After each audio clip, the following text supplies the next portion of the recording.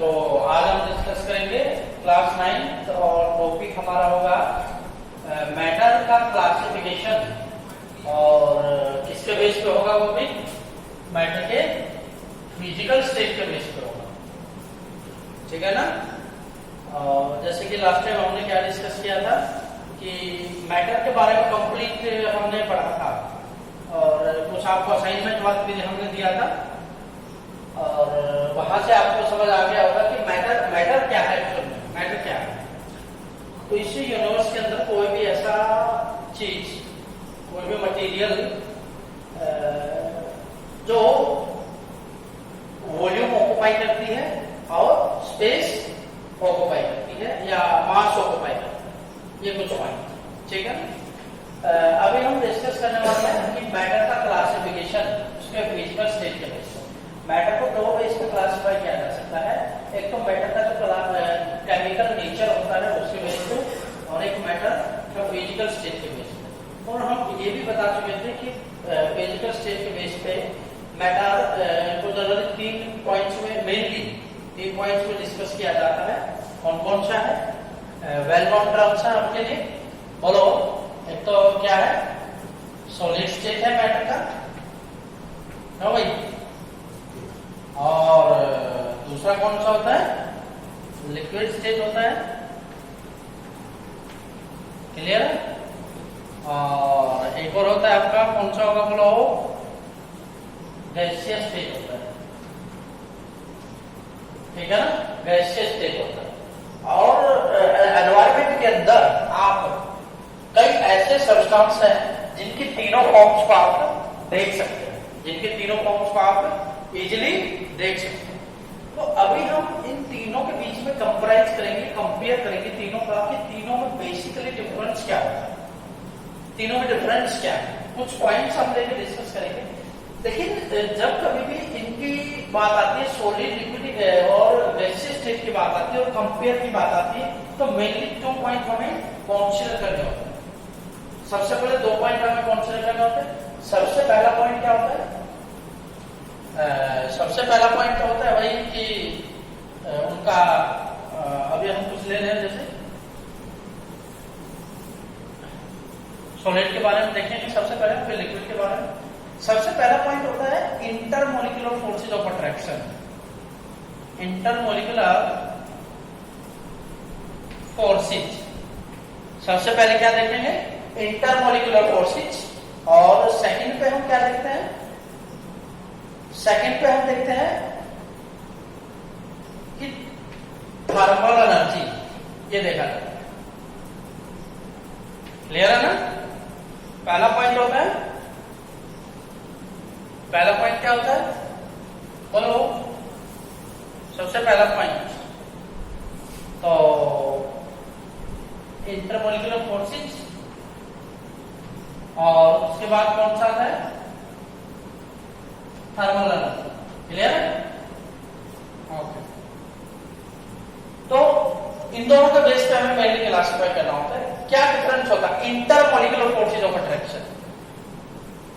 Solid, जैसे नाम से पता लग रहा है सॉलिड है, तो सॉलिड के नाम सुनते ही आपके माइंड में क्या क्लिक किया कि वो जो कोई भी सब्सटेंस होगा वो क्या होगा? एक तो हार्ड होगा, क्या होगा? रिजिड, क्या होगा? रिजिड होगा। हार्ड होगा और क्या होगा? रिजिड होगा, क्लियर है ना, ठीक है। और जो भी कोई आप सॉलिड चीज देखेंगे वो आपका क्या रहेगा? क्या रहेगा बोलो? डिफाइनाइट शेप का रहेगा। और उसका अपना कोई पर्टिकुलर क्या रहेगा? डिफाइनाइट वॉल्यूम रहेगा, ठीक है ना। जैसे अगर हम इसकी बात करेंगे, ये आपका डस्टर है, तो डस्टर बताइए सॉलिड में जाएगा, लिक्विड में जाएगा, गैस में जाएगा? बोलो, डस्टर किस में जाएगा? सॉलिड में जाएगा, क्लियर है ना। तो इसका पर्टिकुलर क्या है? शेप है। और इसी के इसी ने स्पेस के अंदर अपना फिक्स वॉल्यूम क्या कर रखा है?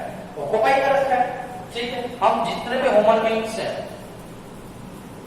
उन्होंने भी तो कोई पर्टिकुलर स्पेस ऑक्युपाई कर रखा है, पर्टिकुलर वॉल्यूम ऑक्युपाई कर रखा है, स्पेस के अंदर ऑक्युपाई कर रखा है। और पर्टिकुलर क्या होता है? शेप होता है,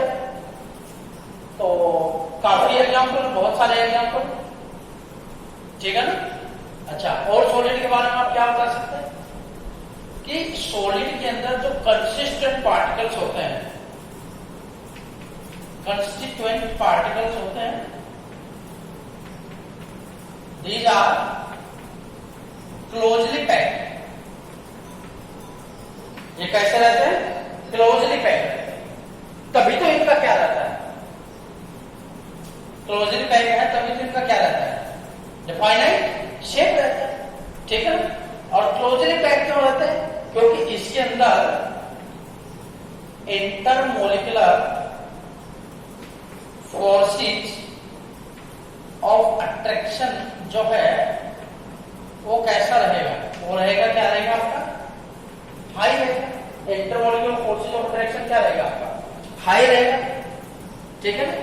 और सॉलिड के बारे में पॉइंट्स होता। अच्छा, सॉलिड का अगर डेंसिटी की बात की जाए, डेंसिटी क्या होती है? Density D, mass by volume. Solid जो होगा क्लोजली पैक रहेगा, क्लोजली पैक रहेगा तो उसका मास क्या रहेगा? ज्यादा, और वॉल्यूम क्या रहेगा? कम। तो मास ज्यादा है और वॉल्यूम कम है तो डेंसिटी उसकी क्या हो जाएगी? सॉलिड के केस में डेंसिटी क्या रहेगी? हाई रहेगी। क्यों भाई? सॉलिड के केस में डेंसिटी क्या रहेगी? हाई रहेगी। और क्या सॉलिड को आप कंप्रेस कर सकते हो? क्या सॉलिड कंप्रेसिबल है? सॉलिड कंप्रेसिबल नहीं है, तो हम बोल देंगे इसको, क्या बोलते हैं बोलो? List compressible, negligible. कंप्रेसिबल बहुत कम है या बोल देंगे हम नहीं है। क्लियर है ना? ठीक है। और जो सॉलिड स्टेट है, सॉलिड स्टेट है, कोई भी सब्सटेंस है अगर वो अपने सॉलिड स्टेट में है, ठीक है ना, तो वो अपनी लिस्ट एनर्जी के साथ होगा। Solid state possess least energy. इसलिए किसी भी सब्सटेंस की सॉलिड स्टेट, नेक्स्ट पॉइंट में आप देख सकते हो, मोस्ट स्टेबल स्टेट मानी जाए, ठीक है ना। सॉलिड, लिक्विड और गैस में अगर तीनों स्टेट में कंपेयर किया जाए तो मोस्ट स्टेबल स्टेट कौन सी होती है? सॉलिड स्टेट होती है। क्लियर है ना? ठीक है। और पॉइंट्स क्या है? जो सॉलिड है उसके अंदर जो कंसिस्टेंट पार्टिकल है, ये वाले कंसिस्टेंट पार्टिकल का मतलब होता है वो स्टेट जिससे भी मिलकर बना हुआ पार्टिकल से, मॉलिक्यूल से, पार्टिकल से जिससे मिलकर बना हुआ वो ना तो ट्रांसलेटरी मोशन शो करते और ना ही रोटेशनल मोशन शो करते।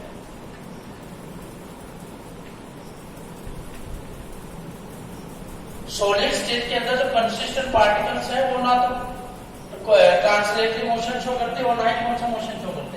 रोटेशनल। किस टाइप का मोशन शो करते हो? वो सिर्फ शो करते हैं वाइब्रेशनल मोशन। कैसा मोशन शो करते हैं? Vibrational motion show.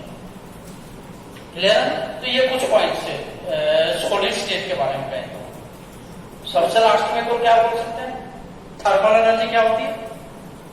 यही तो लिखा है, लिस्ट एनर्जी। क्लोजली पैक रहता है, क्लोजली पैक है तो उसकी थर्मल एनर्जी क्या रहेगी? नेक्स्ट पॉइंट बना के आप लिख सकते हैं, थर्मल एनर्जी क्या रहेगी? लो, बहुत ही कम रहेगी। थर्मल एनर्जी इससे रिलेट करती है, थर्मल एनर्जी रिलेट करती है पार्टिकल्स के मूवमेंट से। किसी सब्सटेंस के अंदर जो पार्टिकल से जितना तेजी से मूव करेगा या जो पार्टिकल जितना तेजी से मूव करेगा उसकी थर्मल एनर्जी उतने क्या रहती है? ज्यादा रहती है। मतलब उसका मोशन उतना क्या रहेगा? ज्यादा रहेगा। ठीक है। ये तो हमने पढ़ा किसके बारे में? सॉलिड स्टेट के बारे में। ऐसा ही अगर हम पढ़े हैं इसके बारे में, लिक्विड स्टेट के बारे में, तो लिक्विड का क्या होगा? और फिर हमें किसका पढ़ना है? गैस का पढ़ना है। तो अभी हम पढ़ेंगे गैस का, पढ़ेंगे पहले, और गैस का पढ़ेंगे अभी हम, और उसके बाद हम किसका पढ़ेंगे? फिर लिक्विड का पढ़ेंगे। ठीक है ना? अच्छा, गैस के बारे में आप क्या कह सकते हैं? गैस क्या हार्ड होता है? गैस हार्ड नहीं है और रिजिड भी नहीं है गैस। गैस का डिफाइनाइट शेप होता है? क्या गैस का डिफाइनाइट शेप होता है? और क्या गैस का डिफाइनाइट वॉल्यूम होता है। बोलो क्या कहना चाहोगे दोनों के बारे में? गैस है, जैसे घरों में हम सिलेंडर यूज करते हैं तो सिलेंडर के अंदर जो गैस भरी हुई है क्या उसका कोई पर्टिकुलर शेप है? शेप है नहीं। और क्या उसका डिफाइनाइट वॉल्यूम है? लीक कर दो, उसको लीकेज करवा दो, करवाना नहीं है वैसे, कभी एक्सपेरिमेंट करवा उस गैस को जो जब रिलीज होगी तो पहले तो सिलेंडर के अंदर फेंक, जब रिलीज होगी तो कहां कहां तक एक्सपेंड हो सकती है, कितनी दूरी तक जा सकती है? बहुत दूर तक जा सकती है। तो वॉल्यूम तो बहुत ज्यादा ऑक्यूपाई कर सकती है। इसका मतलब ना तो इसका डिफाइनाइट शेप और ना ही क्या है डिफाइनाइट वॉल्यूम है इसका, ठीक है ना? और गैस के अंदर जो कंसिस्टेंट पार्टिकल्स हैं, गैस के अंदर जो कंसिस्टेंट पार्टिकल्स हैं, ठीक है ना, वो रहते हैं far away from each other. That means negligible force of attraction। Next point में लिख सकते हो नेग्लिजिबल इंटरमोलिकुलर, जो इंटरमोलिकुलर फोर्स ऑफ अट्रैक्शन रहता है वो क्या रहता है? ना के बराबर रहता है। और इसलिए गैस के पार्टिकल्स वो क्या रहते हैं? एक दूसरे से दूर रहते हैं। और सॉलिड के केस में क्या रहता है? गैस के पार्टिकल एक दूसरे से क्या रहते हैं? चिपके रहते हैं, क्लोज रहते हैं, ठीक है। और गैस की डेंसिटी कैसे होगी बताओ? डेंसिटी होता है मास बाय वॉल्यूम। देखो क्लोजली पैक नहीं है तो वॉल्यूम तो हाई हो गया आपका और मास क्या हो गया? लो। तो बताओ क्या चीज में डेंसिटी हाई होगी या लो होगी? डेंसिटी क्या हो जाएगी? लो, क्योंकि वॉल्यूम क्या हो गया आपका? ज्यादा हो गया। क्लियर है ना? ठीक है। और क्या गैस कंप्रेसिबल है? हाईली कंप्रेसिबल है गैस, हाईली कंप्रेसिबल गैस क्या है? हाईली कंप्रेसिबल, ठीक है ना। और gas can diffuse, gas can show diffusion process या डिफ्यूजन फिनोमेना। डिफ्यूजन का मतलब होता है फैल जाना, स्प्रेड आउट, ठीक है ना। Gas spread out rapidly due to their high kinetic energy of the consistent particles. अच्छा, गैस डिफ्यूज कर सकती है और सॉलिड क्या कर सकता है? सॉलिड सिर्फ स्लाइड कर सकता है भाई, या फिर क्या कर सकता है? रोल कर सकता है। या तो स्लाइड कर सकते हैं या फिर क्या कर सकता है? रोल कर सकते हैं, ठीक है ना। और जो गैस है, गैसियस स्टेट जो है उसका एनर्जी जो है वो बहुत ज्यादा रहेगा। एनर्जी क्या रहेगा? बहुत ही ज्यादा रहेगा, ठीक है ना। इसलिए लीस्ट स्टेबल स्टेट मानी जाती है। क्या मानी जाती है? लीस्ट स्टेबल, मतलब अनस्टेबल स्टेट मानी जाती है। सबसे स्टेबल स्टेट कौन सी मानी जाएगी? सॉलिड स्टेट मानी जाएगी। क्लियर है? और जो गैस के पार्टिकल हैं, गैसियस स्टेट के अंदर जो पार्टिकल्स हैं वो ट्रांसलेशनल मोशन भी शो करते हैं, रोटेशनल मोशन भी शो करते हैं और वाइब्रेशनल मोशन भी शो करते हैं। क्लियर है ना? ट्रांसलेशन मोशन भी शो करते हैं, वाइब्रेशनल मोशन भी शो करते हैं और रोटेशनल, जबकि इसके अंदर सिर्फ किस टाइप का मोशन शो किया जाता है? वाइब्रेशनल मोशन शो किया जाता है। क्लियर है ना? ठीक है। और इसके अंदर गैसियस स्टेट के अंदर जो थर्मल एनर्जी है वो क्या रहेगी? बहुत ही ज्यादा, वेरी हाई। थर्मल एनर्जी क्या रहेगी? बहुत ही ज्यादा। और इसके अंदर थर्मल एनर्जी क्या रहेगी? क्या बताया था हमने? बताओ। Thermal energy low. Thermal energy क्या रहेगी? लो रहेगी। क्लियर है ना? तो ये कुछ पॉइंट है। अब हम लिक्विड स्टेट को डिस्कस करने वाले हैं, इसको लिक्विड स्टेट को। और हमने इसको बाद में क्यों स्टडी किया? क्योंकि अगर हमें अगर हमें सॉलिड स्टेट और गैसियस स्टेट की कैरेक्टरिस्टिक्स प्रॉपर्टी अगर हमें समझ आ गई तो लिक्विड स्टेट की और भी इजीली समझ आ जाएगी। ऐसा क्यों? क्योंकि लिक्विड जो स्टेट है इसको इंटरमीडिएट स्टेट भी बोला गया है।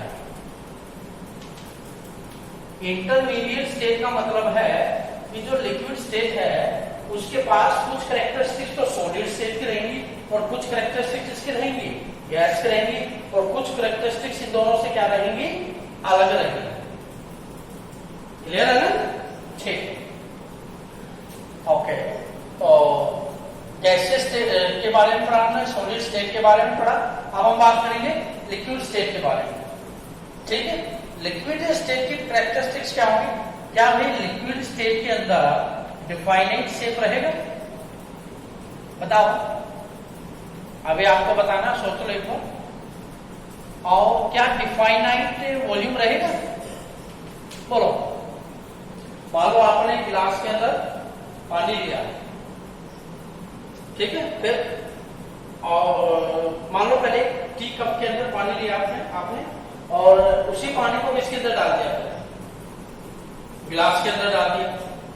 तो क्या ये बताओ कि जो वाटर है, वाटर का क्या कोई शेप था? नहीं। पहले कप के अंदर डाला तो उसका कप का जैसा शेप था वैसा ले लिया उन्होंने, और फिर गिलास के अंदर जैसे डाला वैसा शेप ले लिया। मतलब जिस भी कंटेनर में आप डालते हैं वैसा ही शेप वो पानी क्या कर लेता है, वाटर क्या कर लेता है, अक्वायर कर लेता है। लेकिन क्वांटिटी कितनी रही वाटर की? क्वांटिटी तो उतना ही है ना, तो वॉल्यूम तो उतना ही ऑक्यूपाई करेगा। तो डिफाइनाइट शेप है या नहीं? नहीं। क्या डिफाइनाइट वॉल्यूम है? Definite volume. क्लियर है? अच्छा, और जो ये लिक्विड स्टेट है इसके अंदर जो कंसिस्टेंट पार्टिकल है,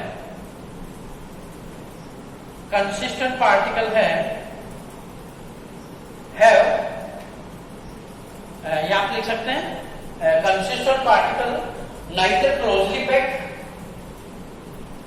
nor far away from each other.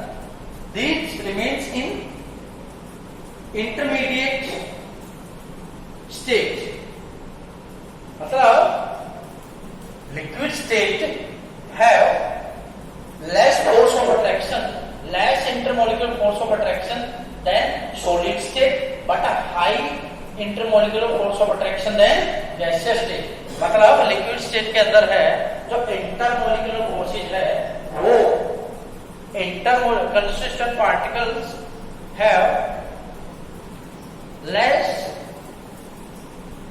Force of attraction than solid state but higher than gaseous state. तो अभी हमने बताया ना कुछ कैरेक्टरिस्टिक्स इनकी होंगी सॉलिड की, कुछ गैस की, कुछ अपनी कैरेक्टरिस्टिक्स होंगी। अच्छा, जो कंसिस्टेंट पार्टिकल्स हैं हैव या liquid state have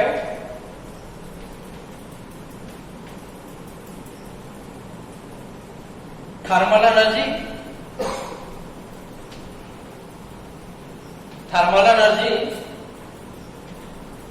higher than solid state but lower than gaseous state। Clear है ना? ये मोस्ट इंपोर्टेंट पॉइंट। इसलिए हमने जब ये वाला टॉपिक शुरू किया था तो आपको यही पॉइंट निकाला था कि एक तो इंटरमोलिकुलर फोर्सेस ऑफ अट्रैक्शन के टर्म्स में आपको अच्छी तरह से एक्सप्लेन करना है, थर्मल एनर्जी के टर्म्स में।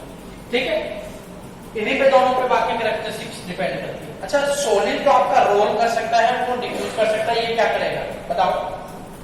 ये वाला क्या करेगा? ये आपका क्या कर सकता है? ये आपका सिर्फ क्या करता है? फ्लो कर सकता है।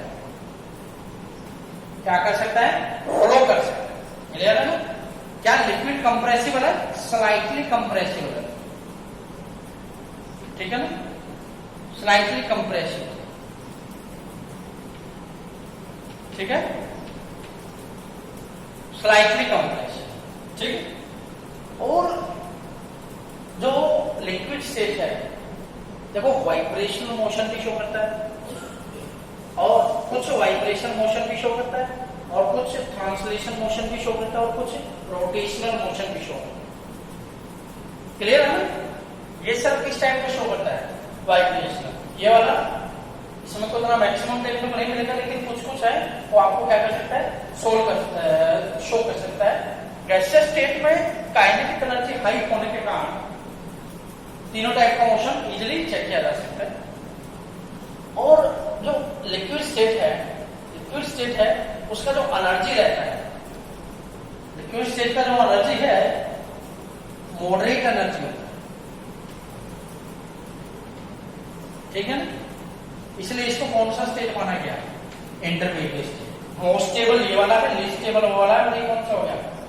ना तो ज्यादा स्टेबल और ना ही लेस स्टेबल, ठीक है? हालांकि वाटर आपका रूम टेम्परेचर पे देखा जाए, वाटर जो है आपका रूम टेम्परेचर पे कहां पे देखने को मिलेगा? Liquid state. तो हर एक सब्सटेंस का पर्टिकुलर टेम्परेचर पे अपना पर्टिकुलर स्टेबल फिजिकल स्टेट है। जैसे आपका आयरन है, रूम टेम्परेचर पे जनरली कहां पे देखने को, किस टाइप की स्टेट में देखने को मिलेगा? सॉलिड स्टेट में देखने को मिलेगा। वाटर आपको किस में देखने को मिलता है? वाटर बोलो लिक्विड स्टेट में। और आपकी जो गैसें हैं एलपीजी है, सीएनजी, वो किस फॉर्म में? गैसियस फॉर्म में देखने को मिलता है, ठीक है? ओके। और पॉइंट्स क्या है भाई ये बताओ?